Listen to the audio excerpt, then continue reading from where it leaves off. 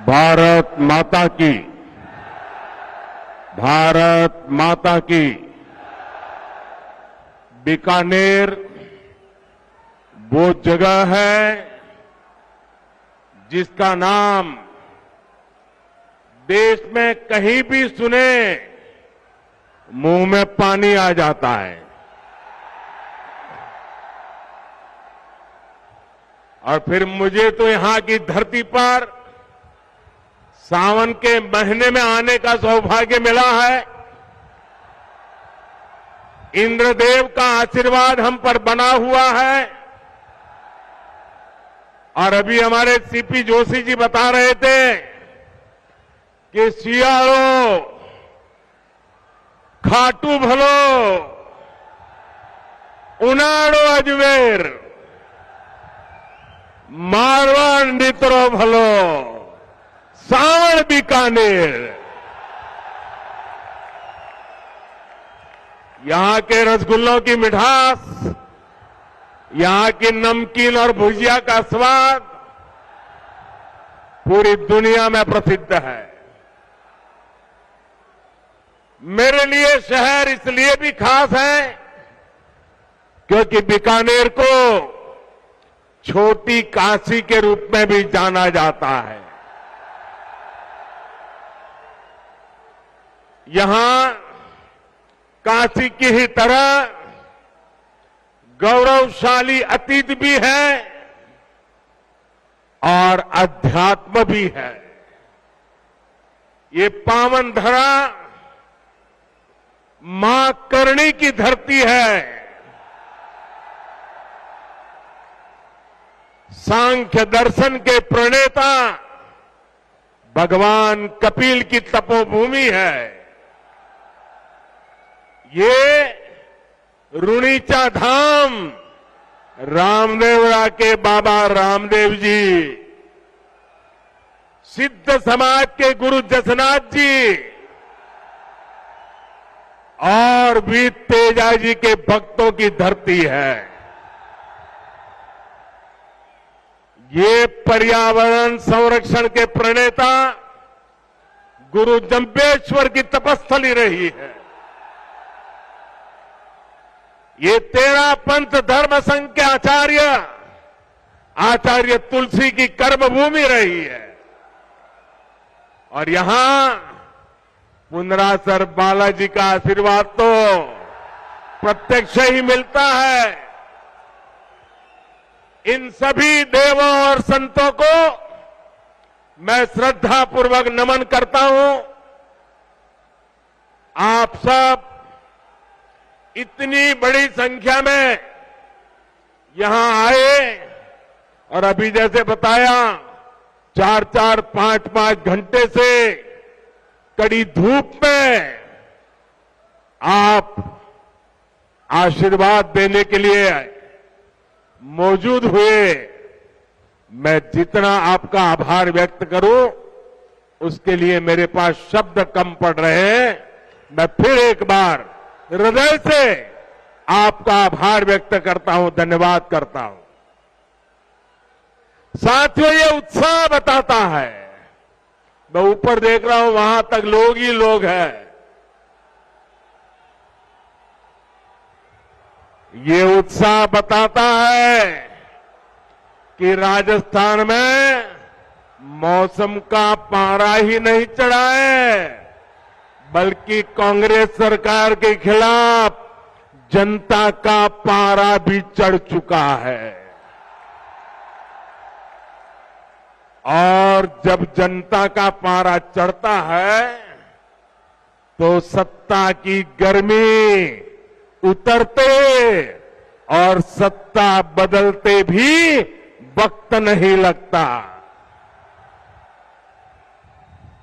साथियों, अभी कुछ ही देर पहले मुझे राजस्थान के विकास के लिए 24,000 करोड़ रुपए की विकास परियोजनाओं के लोकार्पण शिलान्यास का अवसर मिला। अमृतसर जामनगर एक्सप्रेसवे को राजस्थान में पड़ने वाला 500 किलोमीटर से लंबा सेक्शन अब शुरू हो गया है। इसके पहले दिल्ली मुंबई एक्सप्रेसवे के दिल्ली दौसा लालसोट सेक्शन का भी शुभारंभ हुआ था। राजस्थान की कनेक्टिविटी के लिए जितना काम भाजपा सरकार ने किया है उतना पहले कभी नहीं हुआ है। पिछले 9 वर्षों में केंद्र सरकार जितनी भी योजनाएं लाई हैं, हमारी कोशिश यही रही है उनका ज्यादा से ज्यादा लाभ राजस्थान को मिले। हमने देश भर के गरीबों के लिए 4 करोड़ पक्के मकान बनाए। इसमें से करीब 20 लाख घर राजस्थान के मेरे गरीब भाइयों बहनों को मिला है। 20 लाख घर। हमने देश भर में करीब 50 करोड़ गरीबों के बैंक खाते खोले। इस वजह से राजस्थान के 3 करोड़ गरीबों को पहली बार बैंक की सुविधा मिली। कोरोना के मुश्किल समय में यही बैंक खाते गरीबों की सबसे बड़ी ताकत बने। भाई और बहनों, विकास पूरी तरह से जनता तक तब पहुंच पाता है जब देश और प्रदेश की दोनों सरकारें साथ मिलकर ईमानदारी से काम करें। पिछले 4 वर्षों में राजस्थान में हालात इसके बिल्कुल उलट रहे हैं। हम दिल्ली से योजनाएं यहां राजस्थान में भेजते हैं, लेकिन यहां जयपुर में कांग्रेस का पंजा उस पर झपटा मार देता है। कांग्रेस को राजस्थान के लोगों की परेशानी से, आपकी दिक्कतों से कोई लेना देना नहीं है। अब आप देखिए, घर घर पीने का साफ पानी पहुंचाने की भाजपा सरकार की योजना से भी अब कांग्रेस सरकार को परेशानी है। जिस राजस्थान को जल जीवन मिशन में सबसे टॉप पर होना चाहिए था, वो सबसे धीमा करने वाले राज्यों की लिस्ट में शामिल है। आज देश के 130 से ज्यादा जिले ऐसे हैं जहां 100% घरों में नल से जल पहुंचा है। इनमें से पूरे देश को 130 जिले और इसमें से राजस्थान का एक भी जिला नहीं।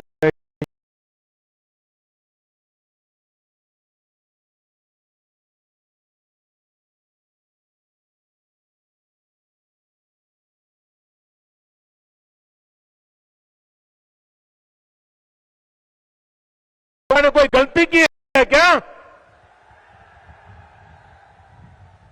क्या आपको नल से जल मिलना चाहिए, नहीं मिलना चाहिए? आपके घरों में पानी आना चाहिए कि नहीं आना चाहिए? देश के 130 जिलों में हो रहा है, आपका एक जिला तो होना चाहिए कि नहीं होना चाहिए था? साथियों, गलती राजस्थान के लोगों की नहीं, गलती यहां की कांग्रेस सरकार की है।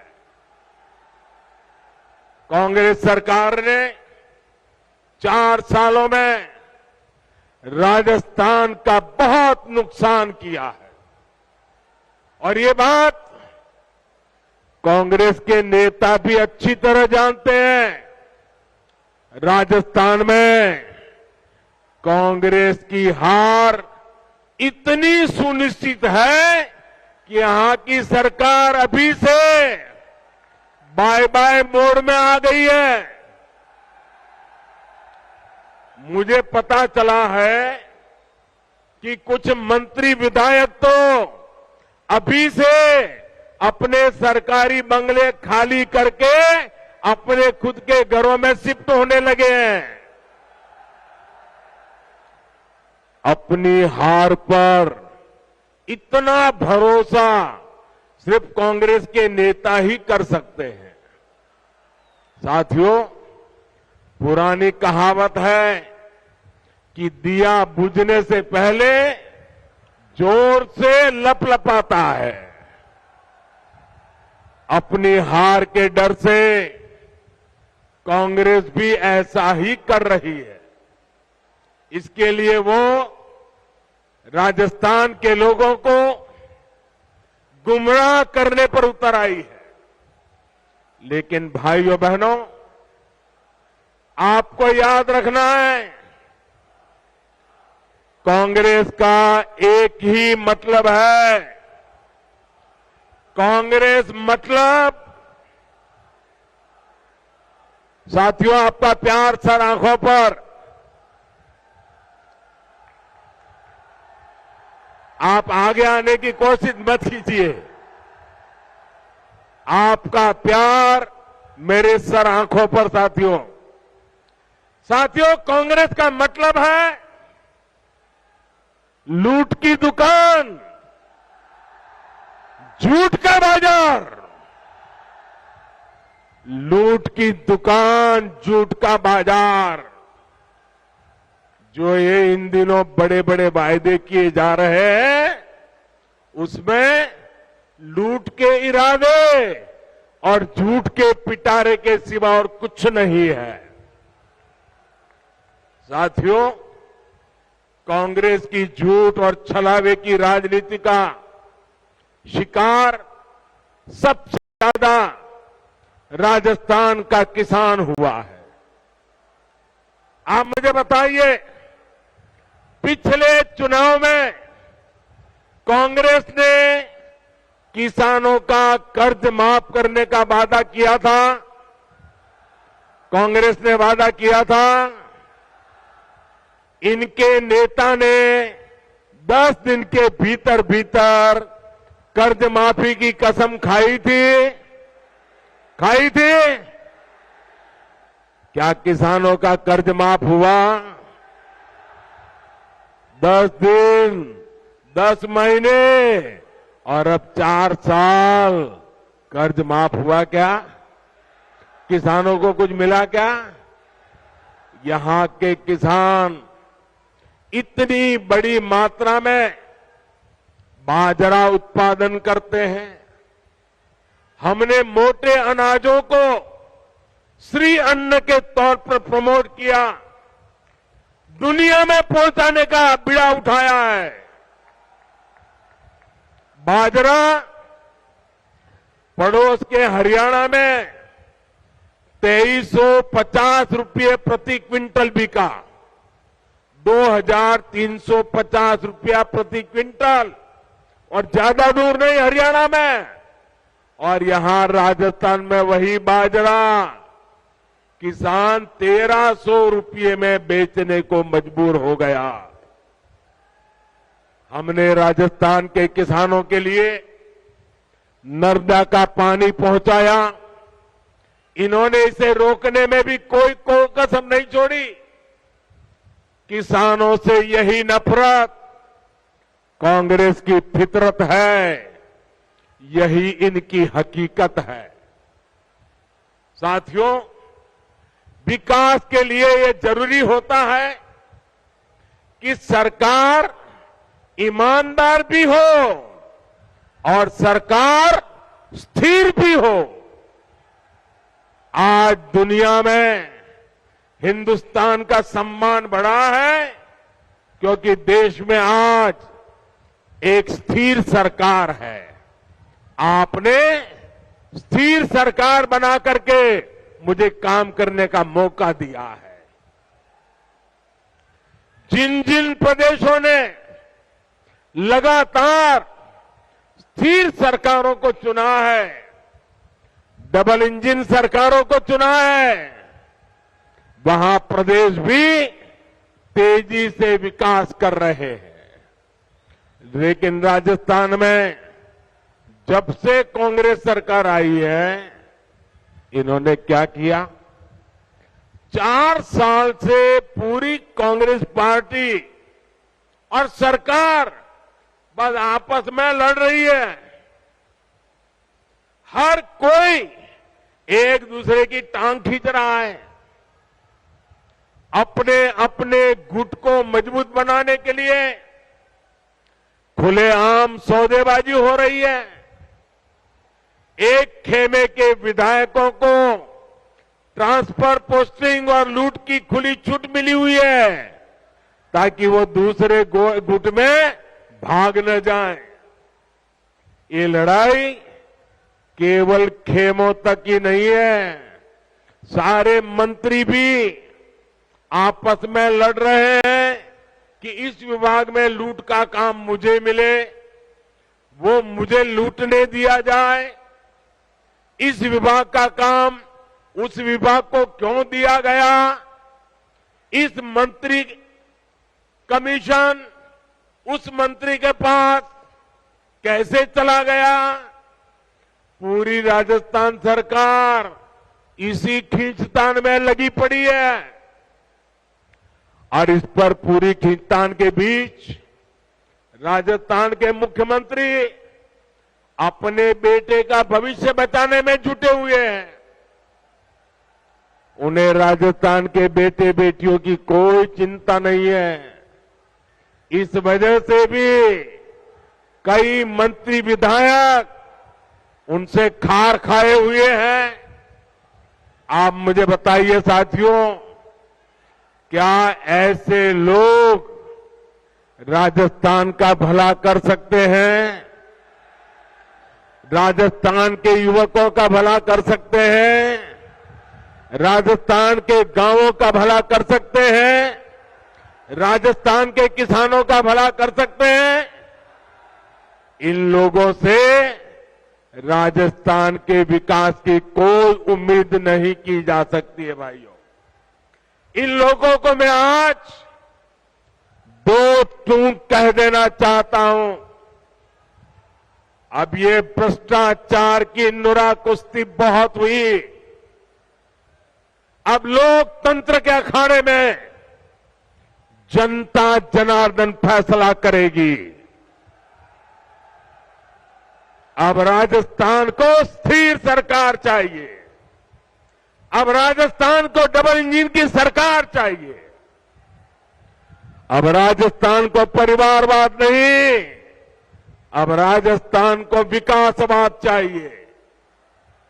साथियों, राजस्थान में जब से कांग्रेस आई है, इसने एक और पहचान बनाई है। भ्रष्टाचार, अपराध और तुष्टीकरण। हालत यह है कि जब भ्रष्टाचार की रैंकिंग होती है तो राजस्थान उसमें नंबर 1 आता है, नंबर 1 आता है। जो राजस्थान अपनी शांति और सौहार्द के लिए जाना जाता था, वहां आज आए दिन सांप्रदायिक तनाव की घटनाएं हो रही हैं। पूरी कांग्रेस सरकार तुष्टीकरण में लगी हुई है। यहां सिस्टम इतना बेखौफ हो गया है कि पेपर लीक की एक अलग इंडस्ट्री खुल गई है।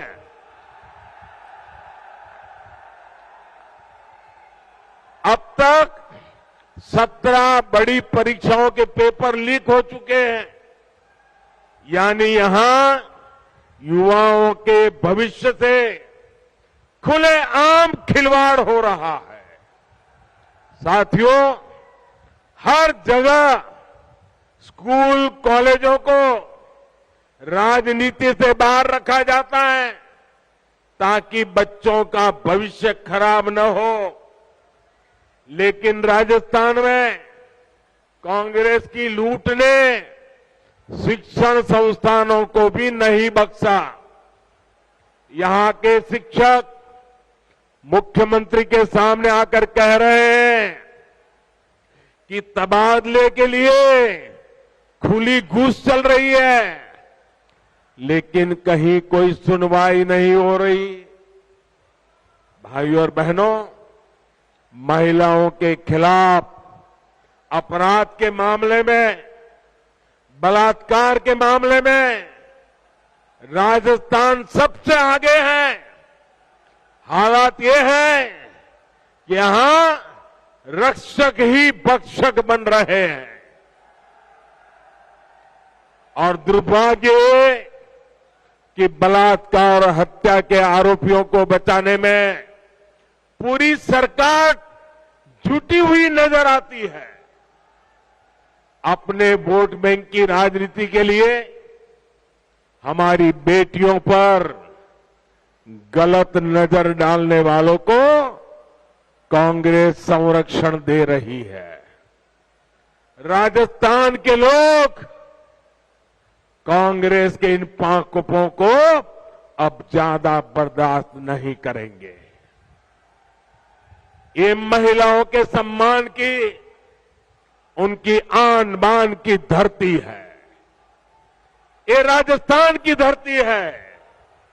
ये मां पन्ना धाय की धरती है। ये वो धरती है जहां हाड़ा रानी ने अपने पति को युद्ध में भेजने के साथ ही अपना बलिदान दे दिया था।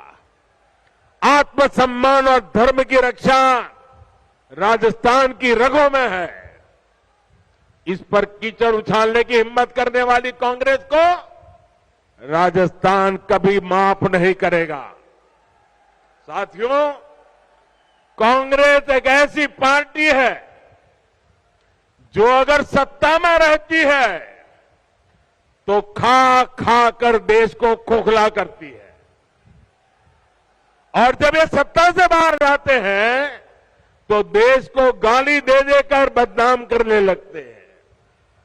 इनको भारत की प्रगति से इतनी तकलीफ है कि इनके नेता विदेश में जा जाकर के भारत को गाली देते हैं।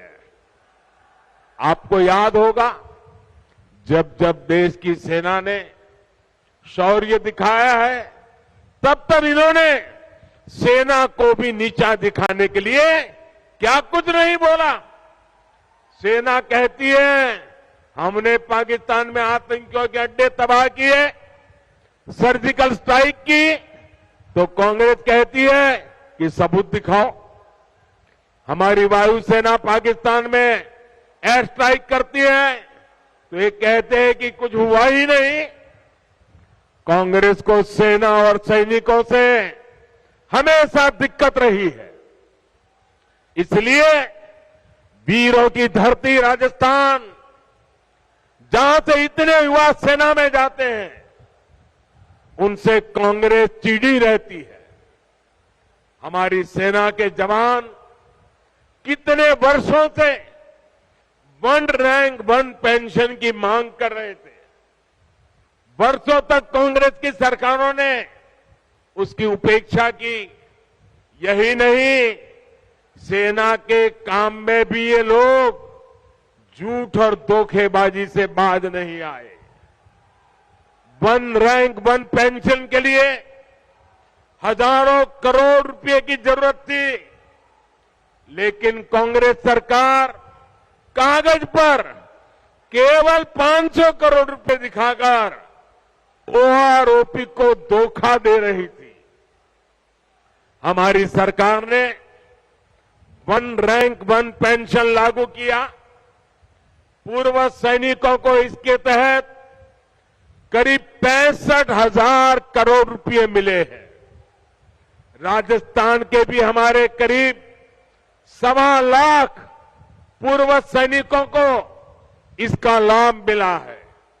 इससे पता चलता है कि भाजपा और कांग्रेस की सोच में क्या फर्क है, भाजपा और कांग्रेस की नीयत में क्या फर्क है।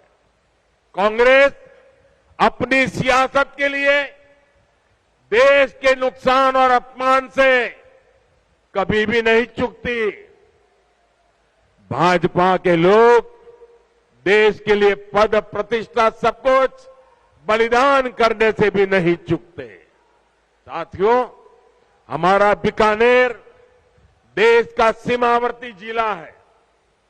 संकट के समय ये जिला सबसे पहले देश की रक्षा के लिए खड़ा होता है। लेकिन कांग्रेस सरकार ने इस जिले की भी उतनी ही उपेक्षा की है। कांग्रेस ने दशकों तक सीमावर्ती इलाकों को जानबूझकर विकास से वंचित रखा। आज हम बॉर्डर पर हाईटेक सड़कें बना रहे हैं। सीमावर्ती गांवों को विकास को पहली प्राथमिकता बनाकर हमने वाइब्रेंट विलेज स्कीम शुरू की है। लेकिन इन सभी प्रयासों का पूरा लाभ तभी मिलेगा जब यहां डबल इंजन की सरकार होगी। इसके लिए हमें अभी से तैयारियों में जुट जाना है। जीत तय मानकर भाजपा के कार्यकर्ताओं को मेहनत में कमी नहीं करनी है। हमें दूसरे की कमजोरियों पर नहीं, अपने परिश्रम पर भरोसा करना है।